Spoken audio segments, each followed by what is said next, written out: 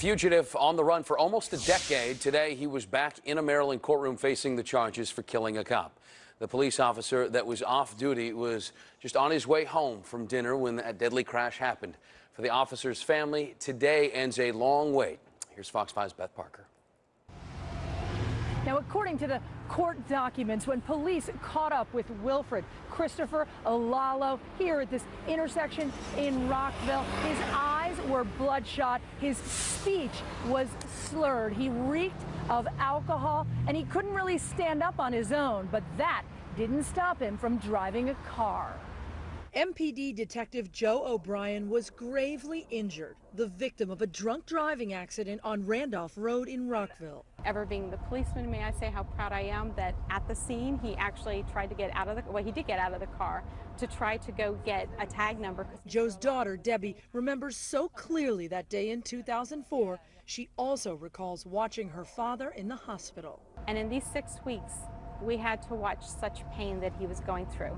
Joe died, and in 2006, this man, Wilfred Christopher Olalo, was convicted of homicide by motor vehicle while impaired by alcohol. It was a Friday, and they said by Monday we want your passport, and then we get the call saying, oh, he's fled the country. Olalo fled to his native Kenya. It's not worse, but it was probably as upsetting because my father lived his life to bring justice.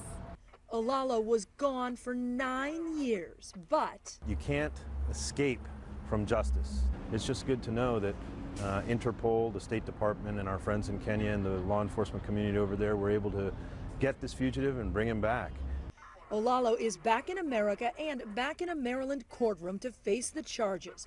Court records show he hit 4 cars that day. He was the third hit of that day. And then he actually hit a 4th person backing up to flee the scene from my dad.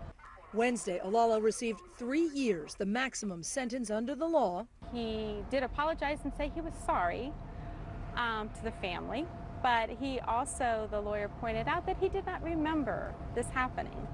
Debbie Eckstein and her family accept the sentence, but they were bothered that the defendant says he doesn't remember the accident that killed her dad.